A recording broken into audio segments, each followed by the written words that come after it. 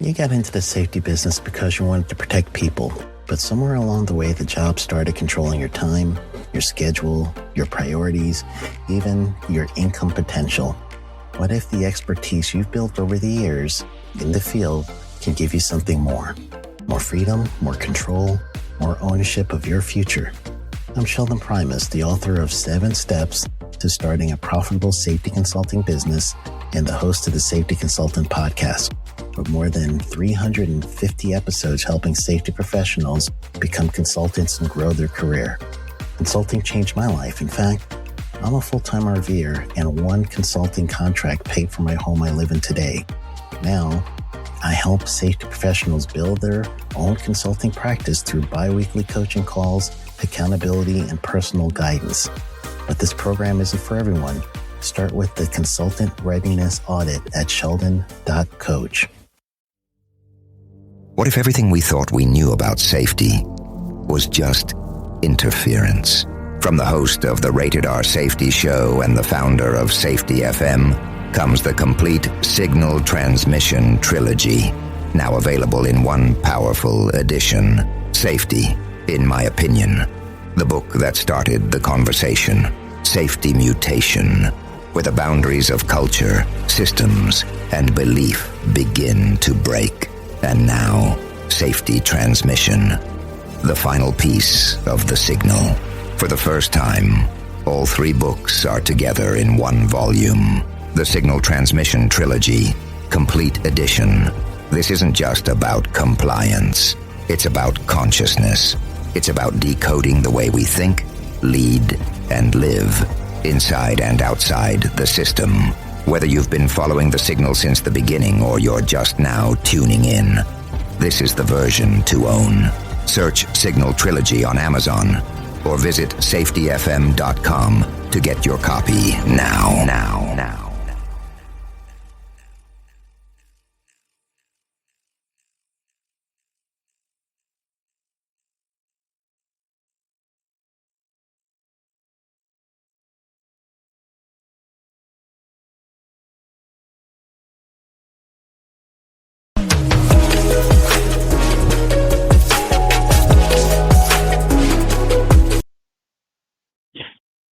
Hi, this is Jim from Safety Wars. Before we start the program, I want to make sure everyone understands that we often talk about OSHA and EPA citations, along with some other regulatory actions from other agencies, legal cases, and criminal activity. Everyone is innocent until proven guilty in a court of law. Proposed fines are exactly that, and they are often litigated, reduced, or vacated. We use available public records, news accounts, and press releases.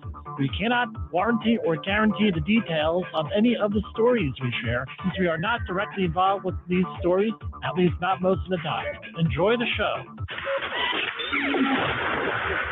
This show is brought to you by Safety FM. Hi, this is Safety Wars with a special broadcast on September 5th, 2024. We're going on a little bit early tonight. I cannot be on the regular scheduled time. I did not want to leave important information out there without sharing it with you. No, I'm always trying to build on the knowledge of one of our audience, and I want people to think about things. And if you want to disagree with me, please disagree with me. So yesterday there was, unfortunately, another school shooting here. And I have a solution that, not as a part of the solution. There's many different, we've had 215 school shootings this year in the United States. I think there are 215 different discrete situations with 215 different solutions. And everybody has an idea. I want to throw in my 2 cents here. And it's something that I have shared with some other safety people, and people look like, hey, and you call into radio shows, other radio shows are like, oh yeah, that's crazy, blah, blah, blah, blah, blah. But I think as safety professionals or concerned citizens, we have to start thinking a little bit outside the box here, because we have a lot of political division in this country. I don't see any end to it, unfortunately. So what are we talking about? This is from Max Matza from the BBC here. U.S. school shooting suspect, 14 questions about threats last year. So this is essentially what happened. And I'm not going to mention the alleged person's name here with this, but a boy is accused of killing 4 people at his high school in Georgia, and apparently he was well known to police. With this, according to the reports, I don't know if that's true or not true. So the suspect allegedly opened fire on Wednesday at Appalachia High School in the city of Winder, Georgia, killing 2 teachers and 2 pupils. Investigators say 8 students and 1 teacher were injured.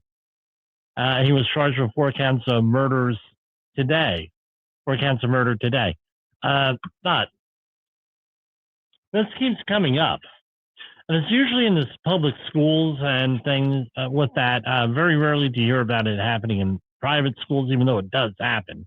But those don't seem the ones that like the ones that are publicized. And remember, we talked about on Tuesday the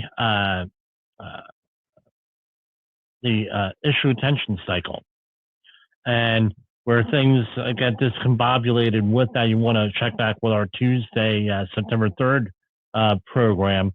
Now,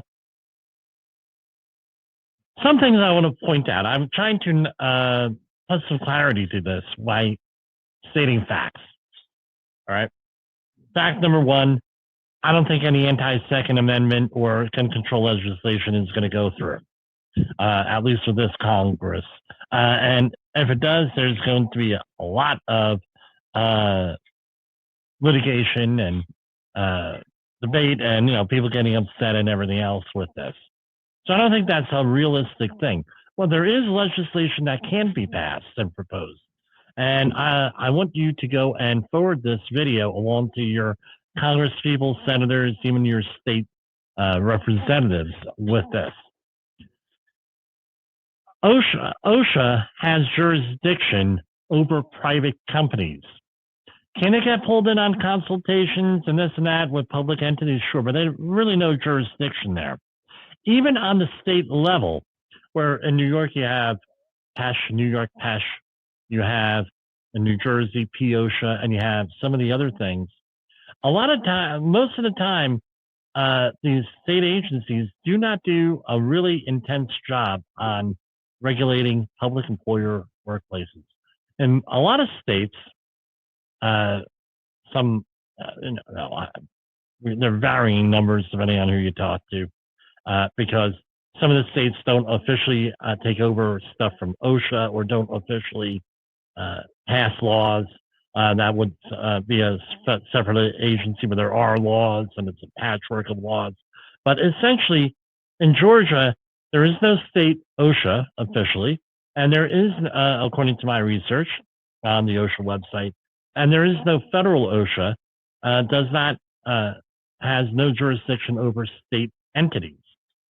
The other thing is that there is sovereign immunity to these city and state and all these other entities. Usually, very rare is it, and there are isolated cases. For example, the former governor of Michigan, I believe it was, Flint, Michigan, with the water supply and things with lead, and they get slapped on the wrist. I think it's time we need to start to having a discussion on protecting the workplace, school workplaces, public schools with OSHA. So you're going to say, well, Jimmy, that's crazy talk. OSHA isn't that big. Well, okay, we got to expand OSHA, increase funding, things of that nature. But more importantly, we have a thing in OSHA called the General Duty Clause, where you have to supply a safe and healthful workplace free of recognized hazards. And they have a whole scheme on how they enforce that. And if OSHA doesn't have a standard, then they come up with a 4-part test to issue citations. And you're going to say, well, what's that going to do? You protect the teachers, you protect the people at the school. By extension, you're going to be protecting the students. Just in the last couple of weeks, I read on my regular show here where a convenience store was cited for not having control. So you have a convenience store, now you got to have some type of security. Well, why can't we apply that to schools?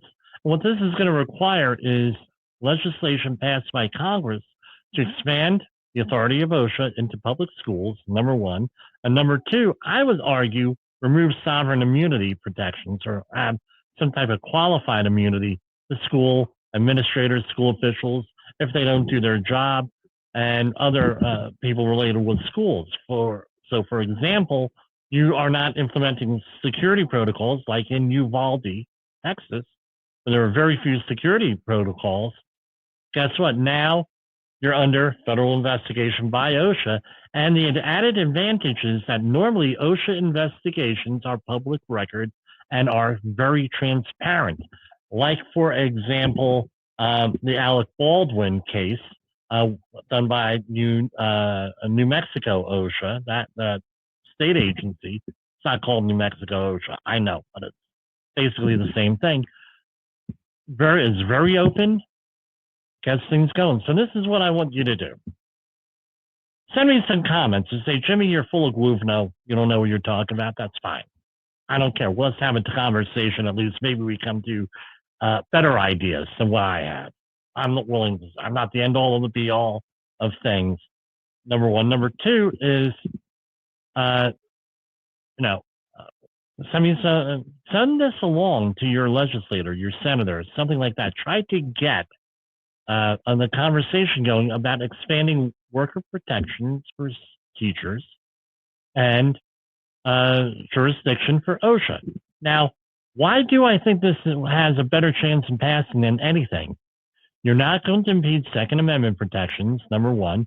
Number two, the teachers' unions could get on board with protecting teachers because guess what? There's a lot more going on in schools than just school shootings.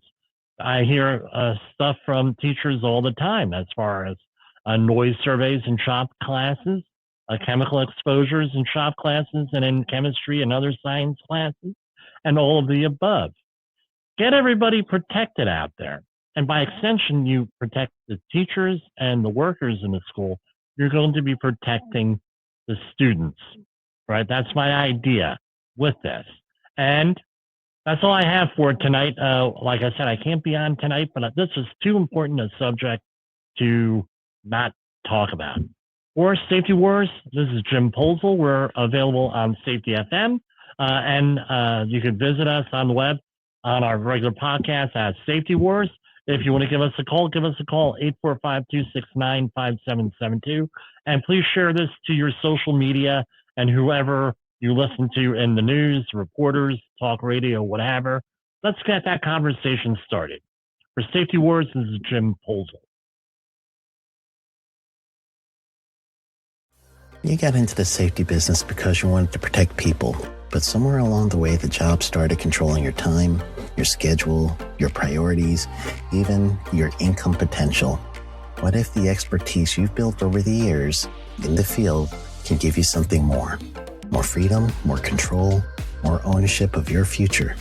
I'm Sheldon Primus, the author of 7 Steps to Starting a Profitable Safety Consulting Business and the host of the Safety Consultant Podcast, with more than 350 episodes helping safety professionals become consultants and grow their career.